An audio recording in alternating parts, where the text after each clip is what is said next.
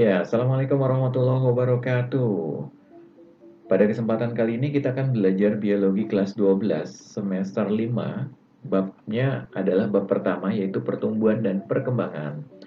Untuk pertumbuhan dan perkembangan, ini dibagi menjadi dua sub materi yaitu adalah pertumbuhan dan perkembangan pada tumbuhan dan pertumbuhan dan perkembangan pada hewan.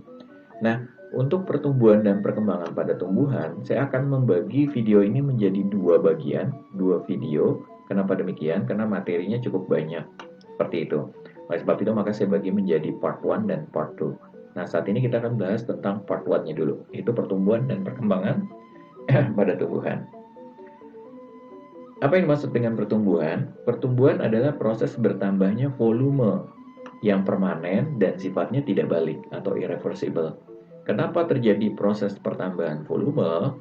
Jawabannya adalah karena terjadi proses pembelahan sel, di mana satu sel kemudian membelah diri menjadi dua sel yang sama, seperti itu.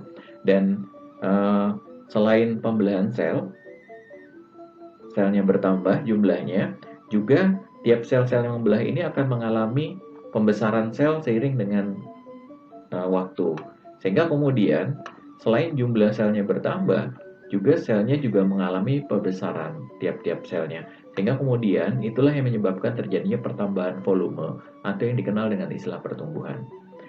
Proses pertumbuhan sifatnya kuantitatif, artinya apa? Dapat diukur atau dapat dinyatakan dengan satuan bilangan. Gampangnya sederhananya begini, kalau ini adalah kecambah jagung usia 6 hari dan ini adalah usia 8 hari, maka kita bisa mengukur berapa sih kecepatan pertumbuhannya persatuan waktu, yaitu dengan cara diukur tentunya.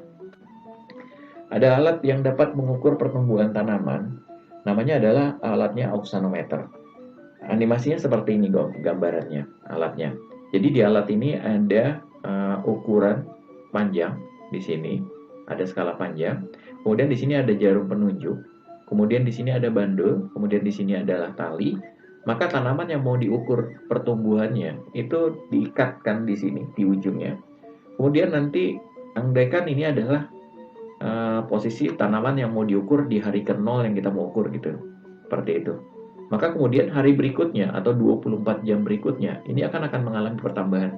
Nah, pada saat mengalami pertambahan, karena di sini ada bandul, maka dia akan ketarik. Nah, pada saat terjadi penarikan, maka kemudian jarum ini juga akan tertarik ke samping. Nah, dengan kita mengukur selisih jarum penunjuk di akhir dengan dikurangi dengan yang di awal, maka kita bisa mengetahui berapa kecepatan pertumbuhannya per satuan waktu. Jadi teknis alatnya sesederhana itu, segampang itu. Ini yang sederhananya auxanometer bentuknya seperti ini ya. Jadi ini sama pohon diikatkan di tali penunjuk auxanometer. Ini hari pertama, nanti pada saat dia tumbuh maka ini jarumnya akan naik ke atas dan ini akan turun ke bawah, maka kita bisa mengukur dengan cara menghitung selisih dari pertumbuhan hari terakhir dikurangi dengan hari berikutnya, maka kita bisa mendapatkan percepatan pertanaman atau pertumbuhan. Ya, tadi kita bahas tentang pertumbuhan, sekarang perkembangan. Perkembangan adalah terspesialisasinya sel-sel menjadi struktur dan fungsi tertentu. Jadi pada saat sel-sel melakukan pembelahan diri, yaitu proses pertumbuhan tadi yang di awal kita udah jelaskan, maka sel-selnya tentunya belum punya fungsi yang spesifik. Mereka baru saja melakukan pembelahan sel. Nah, nanti seiring dengan waktu, maka kemudian sel-sel yang telah membelah diri tadi itu akan terspesialisasi fungsinya. Ada yang berfungsi untuk menyerap air dan garam mineral, itu adanya di akar. Ada yang berfungsi sebagai pelindung, itu jaringan epidermis. Ada yang berfungsi untuk fotosintesis, misalnya itu ada di daun. Nah, proses terspesialisasinya sel-sel tadi, di mana punya fungsi tertentu, dengan struktur-struktur tentunya berbeda juga, berkembang menjadi struktur yang berbeda. Tentunya sel epidermis tentu berbeda dengan sel palisade atau jaringan bunga karang seperti itu ya. Jaringan bunga karang atau palisade atau epidermis tentu berbeda dengan jaringan pengangkut. Nah, terspesialisasinya tersebut dikenal dengan istilah perkembangan. Gampangnya gini, pada saat kalian baru masih kecil dan kemudian masuk ke tingkat level sekolah, kan semua sama gitu, kalian dicatatnya sebagai pelajar. Begitu kemudian kalian selesai dari perkuliahan, kemudian masing-masing bekerja, maka kemudian mulailah terspesialisasi. Ada yang bekerja di bidang otomotif, ada yang bekerja di bidang media, dan lain-lain. Nah, itulah dikenal dengan istilah terspesialisasi. Nah, itu dikenal dengan istilah perkembangan. Perkembangan juga dapat diartikan sebagai proses mencapai kematangan organisme atau kedewasaan. Kalau di manusia, orang dikatakan dewasa kalau dia telah akil balik. Nah, permasalahannya adalah bagaimana dengan tumbuhan? Kapan suatu makhluk hidup dianggap dewasa? Seperti itu. Gampangnya gini, kalau tumbuhan itu dianggap dewasa atau mengalami perkembangan, sudah mencapai proses perkembangan, pada saat alat reproduksinya telah berkembang atau telah ada. Sekarang saya nanya, alat reproduksi pada tumbuhan apa? Yaitu bunga. Karena untuk alat kelamin jantannya yaitu benang sari dan alat kelamin betinanya itu kepala putik ada di bunga. Jadi bunga itu adalah alat kelamin pada tumbuhan. Nah, pada saat kemudian ada tumbuhan yang telah berbunga, maka kita bisa patut untuk mengatakan bahwa tumbuhan tersebut telah mencapai tahap perkembangan, proses perkembangan. Seperti itu. Jadi ada dua definisi ya, dan dua-duanya nggak ada masalah. Proses perkembangan itu sifatnya kualitatif, artinya nggak bisa diukur, nggak bisa ditentukan oleh bilangan, seperti itu. Jadi hanya bisa diidentifikasi dari perubahan bentuk dan tingkat kedewasaannya. Nah, dari mana? Yaitu tadi alat reproduksinya telah berfungsi dengan baik, yaitu telah terbentuknya bunga tadi, seperti itu. Ya, next, pertumbuhan dan perkembangan pada tumbuhan itu dibagi lagi menjadi sub-sub bab, yaitu kita akan bahas tentang pertumbuhan dan perkembangan bakal buah dan bakal biji. Apa ini bakal buah dan bakal biji? Nanti saya terangkan lebih lanjut. Kemudian pertumbuhan dan perkembangan buah dan biji. Jadi setelah bakal buah, bakal biji terjadi penyerbukan dan pembuahan, maka bakal buah menjadi buah, bakal biji jadi biji. Seperti itu. Nah, buah dan biji, kemudian kita akan bahas tentang pertumbuhan dan perkembangan pada kecambah, kemudian pertumbuhan dan perkembangan pada akar dan batang. Pertumbuhan dan perkembangan pada bakal buah dan bakal biji. Di mana bakal buah dan bakal biji? Kalau kita ingat struktur bunga, maka bakal buah dan bakal biji itu ada di putik. Kalau ini adalah kepala putik, maka disinilah bakal buah, dan ini bakal bijinya, ovulnya. Ini mungkin agak sulit ya, karena bunganya nggak familiar. Saya lihat kan bunga yang familiar itu kembang sepatu. Ini kepala putik, ini tangkai putik, ini adalah bakal buahnya nih. Ini bakal buah. Yang ini tengah, ini adalah bakal bijinya. Kalau kita lihat di sini, ini bunganya, bakal bijinya ada di sini dengan bakal buahnya. Nah, ini saya belah, saya besarkan. Ini yang disebut sebagai bakal buah. Yang ini bulat-bulat ini bakal bijinya. Nah, nanti setelah terjadi penyerbukan dan pembuahan, bakal buah ini akan jadi buah, bakal biji menjadi biji. Seperti itu. Gampangnya, andai kan ini adalah bunga pohon mangga, nah kalau bijinya kan satu mangga ya, maka ini adalah bakal biji, yang ini adalah bakal buah. Nah, nanti setelah terjadi penyerbukan dan pembuahan, bakal buah menjadi buah yang kita makan, bakal biji menjadi biji yang di tengah. Seperti itu. Gampangnya begitu untuk gambarannya. Nah, ini bakal biji. Kalau kemudian mata kita lihat dari atas, kemudian ngadep ke bawah sini, ininya saya potong. Ini kan bulat ya, strukturnya kayak botol gitu. Kalau sininya saya potong, maka kemudian kita akan ngelihat modelnya begini. Nah, ini tergantung dari jenis tanamannya. Kalau dia belimbing, mungkin bentuknya seperti ini. Kalau dia mentimun, mungkin bentuknya adalah seperti ini. Kalau dia tomat, mungkin seperti ini. Seperti itu. Nah, ini adalah bakal buahnya. Ini bakal biji, bakal biji, bakal biji, bakal biji, ini bakal buah.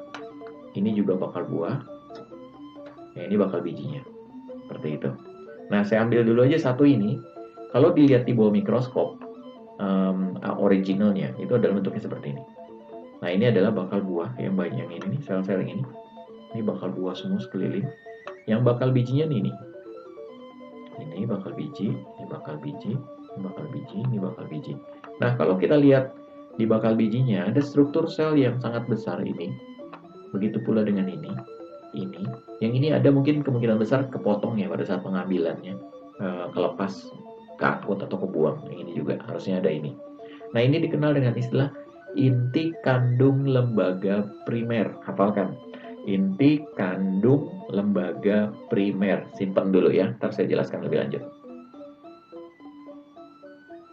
Ya, setelah terjadi proses penyerbukan dan pembuahan, apa yang maksud dengan penyerbukan? Penyerbukan adalah jatuhnya serbuk sari di kepala putik. Nah, setelah terjadi proses penyerbukan, maka ada dua kejadian yang bersamaan, yaitu pertama, serbuk sari yang jatuh di kepala putik ini akan membentuk buluh serbuk sari, dan kejadian kedua, inti kandung lembaga yang primer yang tadi, yang saya udah lihatkan, yang saya suruh hafalkan kalian, itu dia akan membentuk sel telur. Jadi, kalau ditanya, sel telur atau ovum itu pada tumbuhan adanya di mana? Di bakal biji, yaitu di inti kandung lembaga yang tadi. Paling tepatnya di situ. Dan inti kandung lembaga kan ada di bakal biji. Seperti itu. Oke, jadi ada dua kejadian. Serbuk sari membentuk bulu serbuk sari, sedangkan inti kandung lembaga membentuk sel telur. Kita bahas satu-satu dulu. Serbuk sari dulu. Serbuk sari akan membentuk bulu serbuk sari yang tumbuh ke arah bakal biji. Jadi begini, pada saat serbuk sari jatuh di kepala putik, serbuk sari ini nggak mungkin kemudian menerobos sel-sel putik kemudian turun ke bawah, karena ukuran dia besar. Sehingga untuk dia kemudian bisa sampai di bakal biji, maka caranya adalah dia akan membuat penjuluran. Nah, penjuluran inilah dikenal dengan istilah bulu serbuk sari, yang tumbuhnya dia ke arah bakal biji. Jadi nanti dia akan turun ke bawah sini, kemudian nanti akan sampai di liang atau lubang tempat masuknya ke bakal biji tadi. Yang bakal biji tadi dia menghasilkan sel ovum ya, yang ini ya. Nah, ini dia, membentuk sel telur atau ovum. Jadi di sini. Nah, jadi ntar bulu serbuk sari ini akan turun ke bawah sini, akan berkembang, terus akan tumbuh, terus kemudian sampai sini. Seperti itu.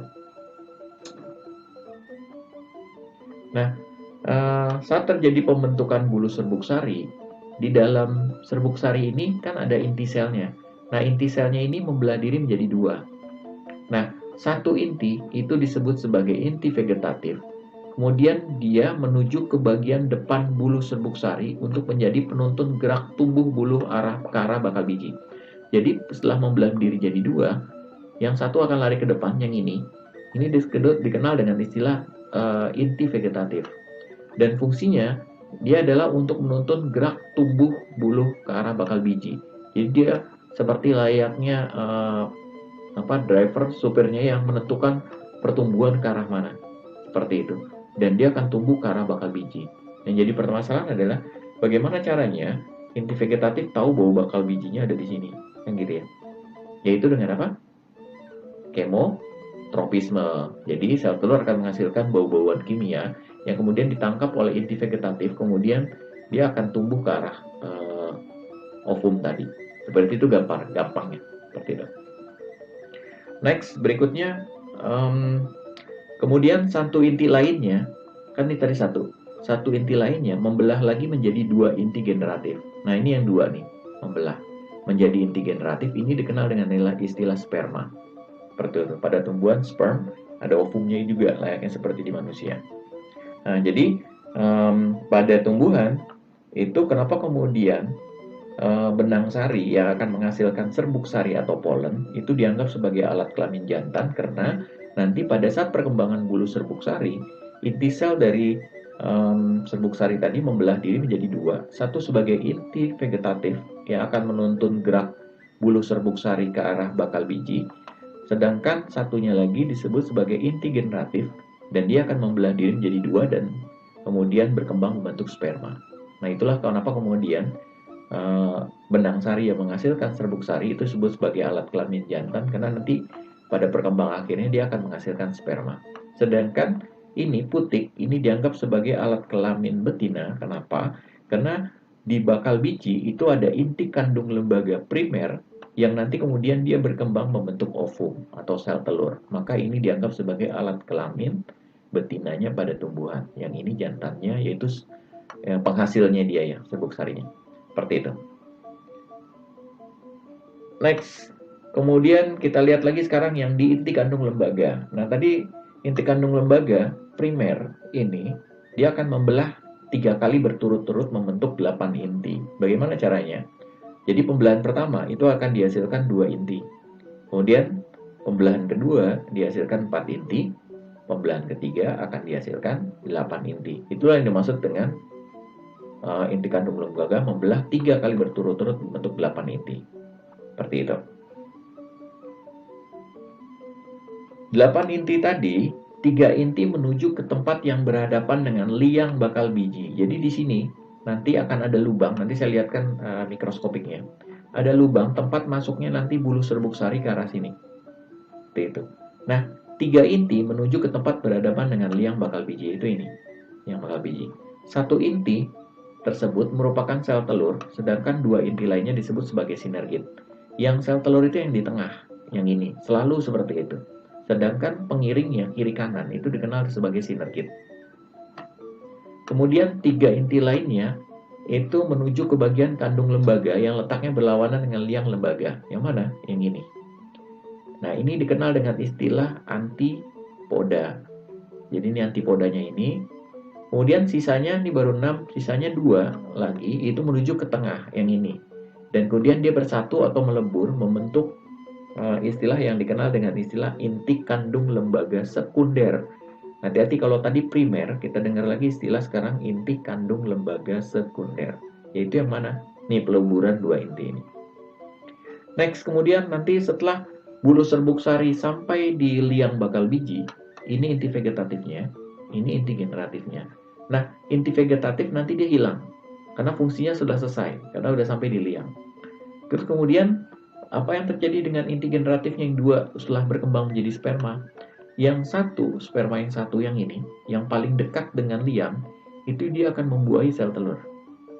Seperti itu. Membuahi sel telur, maka terjadilah pembuahan, terbentuklah zigot. Nanti zigot berkembang jadi morula, blastula, gastrula. Nanti kita bahas lebih detail di hewannya, di pertumbuhan dan perkembangan pada hewan. Jadi di sini, spermanya membuahi sel telur. Terus yang satu lagi, spermanya bagaimana? Apakah dia langsung membuahi ini juga? Nggak bisa. Dia karena sudah ada terjadi peleburan dengan sperma yang pertama, maka yang kedua kemudian dia akan bergabung atau membuahi inti kandung lembaga sekunder, bergabung di sini, yang ini. Jadi yang tadi sudah yang pertama dia membuahi sel telur, yang satu lagi kemudian bergabung dengan inti kandung lembaga sekunder, dan kemudian dia berkembang membentuk yang namanya endosperm. Atau gampangnya dikenal juga dengan istilah cadangan makanan, endosperm cadangan makanan. Atau ada juga yang nyebut sebagai nanti berkembang bentuk kotiledon. Sebenarnya kotiledon kan dengan endosperm agak berbeda ya. Tapi untuk di level SMA anggap aja sama ya, gampangnya gitulah. Karena kayak materinya berat banget kalau misalnya itu materi kuliahan. Jadi endosperm dengan kotiledon itu berbeda, tapi dia punya peran yang mirip, yaitu sebagai cadangan makanan. Jadi anggap aja lah endosperm dengan kotiledon sama, kayak gitu ya. Jadi jangan bingung, gitu aja. Selesai. Ini dia akan membentuk endosperm atau kotiledon atau berfungsi juga sebagai cadangan makanan, seperti itu. Next, ovum yang telah dibuahi itu akan berkembang menjadi embrio. Jadi yang ini setelah nanti kemudian terjadi pembuahan, itu akan berkembang menjadi embrio. Sedangkan inti kandung lembaganya ini akan berkembang membentuk cadangan makanan atau endosperm, seperti itu. Nah, karena pada tumbuhan terjadi 2 kali pembuahan, yang pembuahan pertama dengan sel telur dan yang kedua adalah dengan inti kandung lembaga sekunder, maka pembuahan pada tumbuhan itu dikenal dengan istilah pembuahan ganda, karena 2 kali pembuahan. Pertama adalah dengan sel telur, yang satu lagi adalah dengan inti kandung lembaga sekunder. Sel telur akan jadi calon individu atau embrio, sedangkan yang ini akan jadi cadangan makanan, seperti itu. Kenapa perlu cadangan makanan? Karena tumbuhan yang nanti embrio tadi itu berkembang tidak seperti hewan yang kemudian ada yang disusui, ada yang dipelihara oleh induknya. Kalau tumbuhan kan tidak. Pada saat dia kemudian jadi biji, dia harus survive dengan dirinya sendiri. Nah, oleh sebab itu maka disediakan cadangan makanan, karena pada saat baru baru mengalami perkecambahan, itu tumbuhan belum bisa fotosintesis. Seperti itu, belum bisa cari makanan sendiri, gampangnya seperti itu. Nah, ini inti kandung lembaga sekunder. Ini membelah 2 kali, kemudian membelah lagi menjadi 4 kemudian menjadi 8 inti. Kemudian dari 8 inti tersebut 3 menuju ke liang bakal biji. Nah, ini liangnya nih. Nih, nanti tracknya bulu serbuk sarinya dari atas, dari atas sono, ini lewat sini. Terus kemari, nah nanti sampai di sini. Seperti itu. Nah, berarti ini adalah ovumnya ini. Yang ini kiri kanannya dikenal dengan istilah sinergit. Ovum, sinergit. Yang ini antipoda nih, 3. 1, 2, 3. Yang di tengah adalah ini yang 2, sel gabung. Ini dikenal dengan istilah inti kandung lembaga sekunder. Nah, ini dia 2, gabung lebur jadi 1. Yang ini 3 inti, itu 2, 3. Sebenarnya masih terpisah tapi menempel ya. Nah, ini yang dekat liang, ini adalah sel telurnya atau ovumnya. Ini adalah sinergitnya 2. Nah, ini telah terbentuk zigot di mana 2 inti udah melebur jadi 1. Ini nanti berkembang jadi morula, blastula, gastrula, dan lain-lain. Kemudian ini endosperm telah ada 3 karena udah dibuahi oleh sel sperma. Seperti itu. Nah, jika penyerbukan dan pembuahan berhasil, maka bakal biji akan menjadi biji dan bakal buah menjadi buah. Bagian-bagian bunga lainnya akan layu dan gugur. Jadi di dalam bakal biji, di dalam biji itu akan terkandung 2, yaitu embrio dan endosperm atau cadangan makanan. Seperti itu. Nah, bagian-bagian bunga lainnya itu akan layu dan gugur. Tapi beberapa masih tetap menyisakan. Pada buah itu masih tetap beberapa menyisakan. Contoh ini kan bekas bagian bunga, yaitu dari kelopak bunganya. Kadang-kadang di tomat di ujungnya sini ada titik seperti itu adalah kepala putiknya. Yang ini bakal buahnya yang kemudian melendung menjadi buah dan bakal bijinya berubah menjadi biji. Seperti itu. Nah, seperti tomat juga demikian. Ini adalah bakal buahnya, ini adalah bakal biji menjadi biji. Kemudian air ini dari mana? Air ini berasal dari selaput bakal bijinya yang kemudian berkembang membentuk juicy seperti ini. Kalau ini dari bagian bakal buahnya. Nah, ini adalah bagian bakal buah yang bijinya dari bakal biji yang kemudian berkembang jadi biji. Manggis, bakal buahnya justru nggak bisa dimakan. Jadi nggak semua bakal buah bisa dimakan. Bakal buahnya yang ini nih, jadi buah. Jadi buah manggis itu adalah sebenarnya harusnya adalah kulitnya. Sedangkan yang kita makan saat ini adalah sebenarnya dari selaput bakal bijinya yang berkembang kemudian menjadi struktur yang manis yang kemudian kita makan. Kalau tomat tuh jadi airnya yang ini ya. Nah, yang jadi airnya ini. Tapi kalau di manggis, dia berkembang membentuk struktur seperti ini dan manis. Seperti itu. Bakal buahnya yang nggak bisa dimakan, jadi bagian dari kulitnya. Seperti itu. Jambu juga demikian sama ya. Nah, kalau jambu monyet agak sedikit berbeda, bukan sedikit, banyak malah perbedaannya. Buahnya itu adalah kulit yang ini, yang monyetnya, yang kerasnya ini gitu. Nah, bijinya yang mana? Yang kita makan yaitu dari yang ini nih, yang kacang metenya. Ini adalah bijinya, seperti itu. Ini kan kulit luarnya. Nah, kulit luarnya ini adalah buahnya sebenarnya, tapi nggak kita makan. Nah, yang kita makan justru adalah yang ini, yang merah ini. Dari mana asalnya? Dari tangkai bunganya. Jadi kan tadinya bunga, bakal buah, bakal biji. Nah, di sini kan tangkai bunga. Nah, tangkai bunganya kemudian mengalami pembesaran sel dan kemudian berisi dengan cairan yang manis, kemudian terbentuklah buah seperti ini. Makanya kemudian jambu monyet itu pada saat kita makan seratnya banyak, karena dia berasal dari tangkai bunga yang kita tahu sendiri itu adalah modifikasi dari batang tanaman, yang batang tanaman kita kenal banyak sekali serat-seratnya, seperti itu. Pertumbuhan dan perkembangan buah dan biji. Kita udah bahas tentang bakal buah dan bakal biji, sekarang perkembangan buah dan biji. Buah fungsinya adalah melindungi biji ketika biji terpancarkan. Jadi gini, pada saat buah itu jatuh, kalau misalnya dia biji saja, maka jatuhnya akan terkena benturan fisik yang cukup keras. Kalau bawahnya tanah mungkin masih empuk, tapi kalau misalnya batu, maka tentu akan mengalami kerusakan fisik kalau misalnya buah tersebut langsung biji gitu.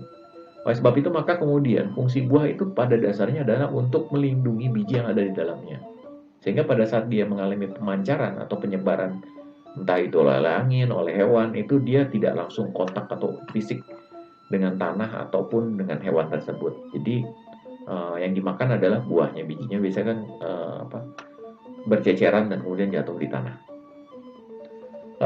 Buah berasal dari bakal buah, tadi kita udah terangkan, dan dinding bakal buah sendiri berkembang menjadi yang disebut istilah perikarp. Jadi yang ini nih perikarp namanya. Dan perikarp dibagi menjadi 3 bagian, yaitu exokarp, mesokarp, dan endokarp. Seperti itu. Exokarp itu adalah buah paling luar, kulitnya lah gampangnya seperti itu. Mesokarp yang tengah, endokarp nih yang bagian dalam yang keras. Jadi ini diambil dari buahnya kelapa sawit ya, buahnya kelapa sawit ini seperti ini. Jadi mirip seperti kelapa. Bagian luarnya yang licin yang seperti ini. Ini adalah exocarp. Tengahnya meso yang berserabut, endonya yang keras. Jadi kayak mirip kayak kelapa. Makanya kenapa kemudian dimasuk ke dalam kelompok palem yaitu kelapa sawit. Seperti itu. Dan ini adalah selaput bakal bijinya. Dan kemudian ini adalah embrionya. Kemudian endospermnya di dalam sini. Kayak gitu. Next, kalau rambutan bakal buahnya yang jadi buah yang ini. Jadi exocarpnya itu yang kulit yang rambutnya ini, meso yang tengah, endonya itu yang lapisan tipis, selaput tipis. Yang kalau kalian belah rambutan itu kadang-kadang kita bikin kayak telur-teluran. Nah itu adalah endocarpnya. Yang buahnya ini adalah yang kalian makan itu sebenarnya adalah berasal dari selaput bakal bijinya. Jadi bakal buah menjadi buahnya itu adalah sebenarnya ada kulitnya. Dan yang kalian makan itu sebenarnya bukan dari bakal buah, tapi melainkan dari selaput bakal bijinya yang berkembang. Dan ini bijinya mengandung embrio dan cadangan makanan. Exocarp, meso sampai sini, endo yang keras ini. Seperti ada istilah dijelaskan bahwa biji terdiri atas embrio dan endosperm atau cadangan makanan. Embrio sendiri itu terdiri atas akar lembaga atau disebut juga calon akar atau dikenal sebagai radikula, kemudian plus dengan batang lembaga atau calon batang atau dikenal dengan istilah plumula. Jadi ini radikula, calon akar, ini plumula, calon batang. Animasinya jelek, aslinya kita lihat. Ini calon akar, radikula, ini calon batang atau dikenal dengan istilah plumula.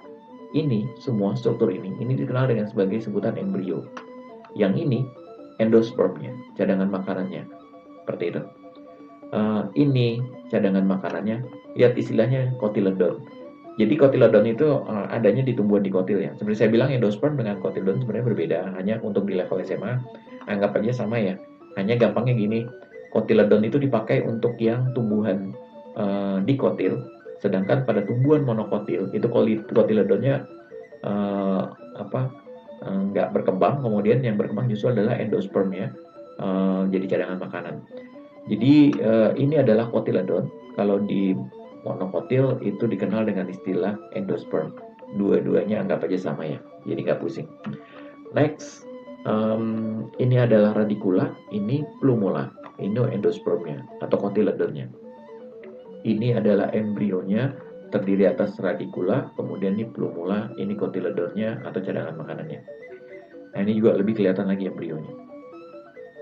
Ya, ada istilah lagi yang harus kalian hafalkan, yaitu pada plumula atau batang lembaga atau calon batang itu terdiri atas dua sebenarnya, yaitu dikenal dengan istilah epikotil dan hipokotil. Epikotil itu adalah ruas batang di atas daun lembaga yang akan tumbuh menjadi batang dan daun. Sedangkan hipokotil itu adalah ruas batang di bawah daun lembaga yang akan tumbuh menjadi akar. Jadi kotiledon itu adalah daun lembaga yang isinya adalah cadangan makanan yang ini nih, daun lembaga. Dan daun lembaga itu nempel di sini. Kalau radikula ini plumula nih batang nih. Nah, plumulanya kalau dia di atas daun lembaga, ini nempel di sini daun lembaga. Di atasnya, ini dikenal dengan istilah epikotil, Sedangkan di bagian bawahnya, ini dikenal dengan istilah hipokotil. Ini kurang jelas, saya liatin lagi aja yang gampangnya ya, yang udah tumbuh. Nah, jadi ini kan kotiledon. Pada saat dia tumbuh, kotiledon ini akan membentuk mirip seperti daun, tapi ukurannya dia lebih tebal. Dan ini berisi cadangan makanan. Tujuannya apa? Karena pada saat daun sejatinya baru muncul, dia belum bisa fotosintesis karena masih sedikit. Maka dia butuh cadangan makanan untuk pertumbuhannya. Seperti itu. Dan tadi seiring dengan waktu, daun kotiledon ini akan luruh. Kemudian daun yang sejatinya dia sudah besar dan bisa fotosintesis dan menghasilkan makanan. Jadi teknisnya begitu. Nah, kalau ini adalah kotiledon, maka bagian atas ini dikenal dengan istilah epikotil. Sedangkan bagian bawah ini namanya hipokotil. Yang ini radikula yang kemudian berubah menjadi akar. Seperti itu.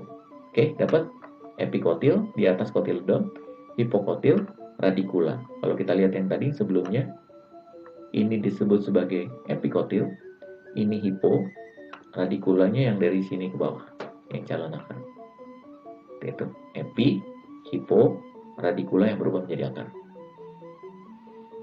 Ini adalah epikotil, yang ini adalah hipokotil, di bawahnya yang radikula. Ya, seperti itu ya gampangnya. Nah, ini yang saya bilang, dia kalau di monokotil disebut sebagai endosperm, cadangan makanan, karena dia ada di bawah, nggak seperti layaknya kotiledon yang kemudian terangkat ke atas. Kalau yang monokotil dia cenderung di bawah, dan kemudian jadi cadangan makanan sampai habis, kemudian akarnya akan terbentuk, dan kemudian digantikan fungsi endosperm dengan akar. Ya, embrionya di sini nih kalau jagung. Saya nggak punya gambar yang bagus ya, mudah-mudahan bisa mewakili. Dia ada di bagian paling bawah, yang atas yang kuning, di sini kan putih ya. Nah, di bawah sini nih kalau misalnya kalian belah jagung, itu nanti ada kayak apa? Kayak nasi gitu ya. Kalau saya bilang kayak nasi gitu. Agak terpisah dengan endospermnya. Nah, ini endosperm cadangan makanan yang embrionya. Gitu. Ya. Beberapa biji segera mengalami perkembangan jika berada di kondisi lingkungan sesuai. Tapi beberapa biji lagi itu dia tidak langsung mengalami perkembangan. Kenapa? Karena kondisi lingkungannya belum tentu kemudian langsung bagus gitu. Contoh jagung, udah enak-enak tumbuh tinggi tiba-tiba ditebang oleh manusia dan kemudian dipretelin seperti ini untuk makanan ayam atau burung. Maka kondisi seperti ini dia tidak akan bisa tumbuh seperti itu. Nah, proses di mana terjadinya tidak tumbuhnya biji ini itu dikenal dengan istilah masa dormansi atau masa tidurnya biji. Seperti itu. Kenapa dikenal istilah dormansi? Dormansi itu tidur panjang di mana dia sebenarnya masih hidup tapi metabolismenya rendah. Metabolisme rendah sekali sehingga kemudian dia masih bisa untuk tumbuh kalau nanti kondisi lingkungannya membaik, seperti misalnya ada air gitu ya. Maka kemudian air itu akan menyebabkan terjadinya reaksi kimia di dalam biji tadi dan kemudian menyebabkan memicu proses pertumbuhan, yaitu pembelahan sel dan lain-lain. Seperti itu. Nah, ini dikenal dengan masa dormansi. Jadi dia tetap masih hidup, tapi metabolisme sedikit sekali, rendah sekali, sehingga kemudian dia masih menyimpan energi dalam jumlah yang cukup banyak. Gampangnya gini, kayak orang puasa lah. Kalau kalian dormansi, tidur, tentu kalau kerjanya hanya tidur doang dari pagi, kemudian siang, paling sholat, kemudian tidur lagi, maka fisik kalian kan masih seger gitu, masih enak. Karena kalian metabolisme rendah kan pada saat tidur itu kan nggak banyak energi yang kita gunakan. Seperti itu. Beda dengan yang melakukan kegiatan sehari-hari. Nah, biji juga begitu. Kalau dalam posisi seperti ini, metabolisme rendah, sehingga sebenarnya dia masih terkandung energi yang cukup banyak di dalamnya. Nah, kapan dia mulai berkecambah? Kecambah itu kalau misalnya terjadi masuknya air ke dalam biji tadi. Jadi kalau dia kena air nih, disiram air, maka air tersebut akan masuk ke dalam biji dan istilahnya dikenal dengan istilah imbibisi. Jadi masuknya air ke dalam biji itu dikenal dengan istilah imbibisi. Nah, keberadaan air ini menyebabkan kemudian terjadinya metabolisme di dalam tubuh biji tadi. Seperti itu. Sehingga kemudian memicu terjadinya proses pertumbuhan dan terjadilah proses perkecambahan. Ini contoh biji yang sudah mulai kering, tapi begitu kemudian mengalami imbibisi, dia akan menjadi tekanan turgor dan segar lagi dan kemudian siap melakukan metabolisme, yaitu membelahan. Shows pea seeds imbibing over a period of 15 hours. This filming was done using time-lapse photography. As you will see, these seeds nearly double in size. We are lucky the seeds didn't break the test tube.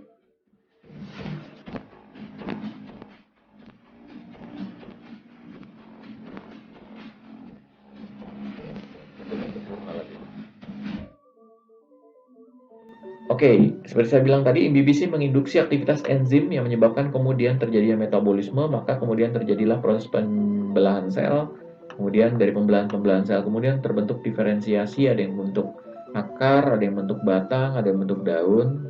Nah, pembentukan organ-organ tersebut dikenal dengan istilah organogenesis. Nah, inilah yang dikenal dengan istilah proses perkecambahan. Perkecambahan dibagi jadi dua. Nah, ini ulangan paling sering keluar, yaitu epigeal dan hipogeal. Hati-hati ketukar dengan epikotil dan hipokotil. Ini epigeal dan hipogeal. Ini tipe perkecambahan. Kalau kita lihat perkecambahan, itu ada dua tipe, yaitu perkecambahan epigeal dengan hipogeal. Yang mana sih, Pak? Jadi gini, perkecambahan epigeal yaitu perkecambahan yang ditandai dengan bagian hipokotilnya itu terangkat ke atas. Masih ingat hipokotil yang di bawah ini ya? Ini adalah ini di bawah ini nih. Yang ini daun tembaga, ini hipokotil, yang ini epikotil yang di atasnya. Ini hipokotil, ini radikula. Nah, epigeal itu percambahan yang ditandai dengan bagian hipokotilnya itu terangkat ke atas ke permukaan tanah dan kemudian ngedorong ke atas kotiledonnya. Sehingga kotiledonnya tadi di bawah tanah itu kena ini yang berkembang, maka kemudian naik ke atas dan kemudian kotiledonnya jadi terangkat ke atas. Jadi ciri khas dari epigeal itu adalah kotiledonnya terangkat ke atas. Dan umumnya semua tumbuhan, tumbuhan-tumbuhan kelompok dikotil atau berkeping biji dua, itu dia tipikal perkecambahannya adalah epigeal. Nah, berbeda dengan halnya kalau kita ngelihat tanaman jagung. Jagung itu tanamannya begitu tumbuh, itu langsung kemudian daun pertama atau batangnya. Kenapa demikian? Karena dia perkecambahannya ditandai dengan terbentuknya bakal batang yang muncul ke permukaan tanah. Jadi langsung dia hipokotilnya tetap di dalam tanah. Dia hanya epikotilnya aja yang naik ke atas. Sehingga kemudian kotiledonnya tetap di bawah, seperti itu. Atau endospermnya tetap di bawah, di dalam tanah. Gampangnya videonya begini. Ini yang epigeal.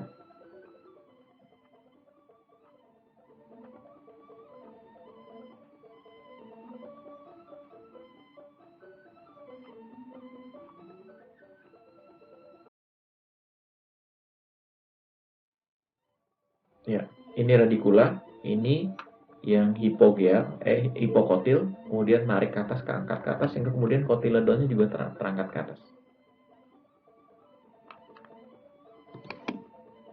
Ya, saya percepat. Nah, ini dia. Ini hipokotil, ini epikotil. Kemudian kotiledon keangkatnya juga. Nah, ini mulai gugur nih dia, karena daun ininya udah mulai berkembang ya. Sudah mulai bisa fotosintesis, maka kemudian ini tidak berguna lagi dan jadi gugur. Seiring dengan habisnya juga cadangan makanannya. Seperti itu. Nah, ini udah bisa fotosintesis, tumbuhan aman. Udah nggak perlu mengandalkan kotiledon lagi. Nah, ini epikotil, hipokotil, jadi hipokotilnya keangkat ke atas sehingga kotiledonnya ke atas. Seperti itu. Next, berikutnya yang contoh hipogeal. Ya, ini radikulanya. Radikula. Kemudian hipokotilnya nggak berkembang banget ya. Nggak berkembang banyak. Sampai sini doang. Ini udah radikula nih, karena udah mulai ada bulu-bulu akarnya. Nah, ini batasannya hipokotil. Dan ini adalah epikotilnya. Nah, karena epikotilnya yang berkembang ke atas, maka kotiledonnya tetap di bawah, karena cuma sampai sini doang. Kalau tadi kan ini yang panjang, sehingga kotiledonnya juga angkat ke atas. Kalau ini cuma ini aja, sampai di atas. Nah, seperti itu ya. Nah, ini mulai tembus. Nah, lihat kotiledonnya nggak ada, dia langsung kemudian daun sejati muncul. Gitu. Oke, next berikutnya adalah latihan soal. Pertumbuhan adalah proses kenaikan volume dan substansi kimia sel yang tidak bisa kembali atau irreversible karena adanya pertambahan materi. Ciri dasar pertumbuhan diantaranya adalah ciri pertumbuhan yaitu selnya bertambah banyak dan mengalami pembesaran. Perkembangan adalah proses menuju tercapainya kedewasaan. Ada duanya. Terspesialisasi sel menuju bentuk dan fungsi tertentu. Ini juga dikenal dengan istilah perkembangan. Ada dua. Kalau ulangan ketemu dua kayak gini, pilih salah satu aja, jangan jawab dua-duanya. Berikutnya adalah data pertumbuhan biji kacang hijau selama 7 hari pengamatan. Berdasarkan data tersebut, pada hari berapa kan dia pertumbuhan panjang kecambah tertinggi. Gampang aja lah, hari ke-0 kan 0,25. Begitu hari pertama dia jadi 0,8. Selisihnya berapa hari? Berapa sentimeter? Tinggal ini kurang ini gitu ya. Kemudian hari kedua jadi 1,8, berarti selisihnya adalah 1 cm antara hari kedua. Untuk hari ketiga kayaknya lebih panjang ya. 4,7 kurang 1,8. Jawabannya hari ketiga kayaknya. Yang lainnya lebih rendah-rendah kayaknya. Gitu. Next, sebelum tumbuh tunas dan daun, sumber makanan utama kecambah yaitu kotiledon. Good. Bagian yang akan tumbuh menjadi cadangan makanan adalah nomor 5, yaitu kotiledon atau endosperm. Berdasarkan gambar, tumbuhan tersebut punya tipe percambahan. Lihat kotiledonnya. Kotiledonnya ada di atas tanah atau di bawah tanah? Di atas tanah. Maka dia dikenal dengan istilah epigeal. Percambahan epigeal dan hipogeal dibedakan berdasarkan letak kotiledonnya, ada di atas tanah atau di bawah. Berdasarkan gambar, endokarp ditunjukkan oleh bagian nomor endo. Nomor 1 exo, nomor 2 meso, endo yang nomor 3 yang ini ya. Kalau ini udah selaput bakal bijinya berkembang bentuk buah yang kalian makan. Berdasarkan gambar, sisi putik masih tampak pada gambar tersebut. Sisi putik ditunjukkan oleh nomor. Iya, ini buah apa? Buah kolang kaling. Ini buah kolang kaling. Buah kolang kaling pohonnya adalah pohon aren. Nah, ini bekas kelopaknya. Putiknya yang ini nih di ujungnya, di bagian sini, tapi ini dilihatin ini. Ini ya putiknya. Bekas putik. Jadi nomor 4. Yap, demikian video tahap pertama. Sampai ketemu di video tahap kedua, kita akan bahas tentang, tadi kita udah bahas tentang definisi pertumbuhan dan definisi perkembangan. Kita juga udah belajar tentang pertumbuhan dan perkembangan pada bakal buah dan bakal biji. Kemudian kita bahas juga tentang pertumbuhan dan perkembangan pada buah dan biji. Kemudian kita udah bahas juga perkecambahan. Nah, untuk sesi kedua nanti kita akan belajar tentang pertumbuhan dan perkembangan pada akar dan batang. Demikian, sampai ketemu di sesi kedua. Wassalamualaikum warahmatullahi wabarakatuh.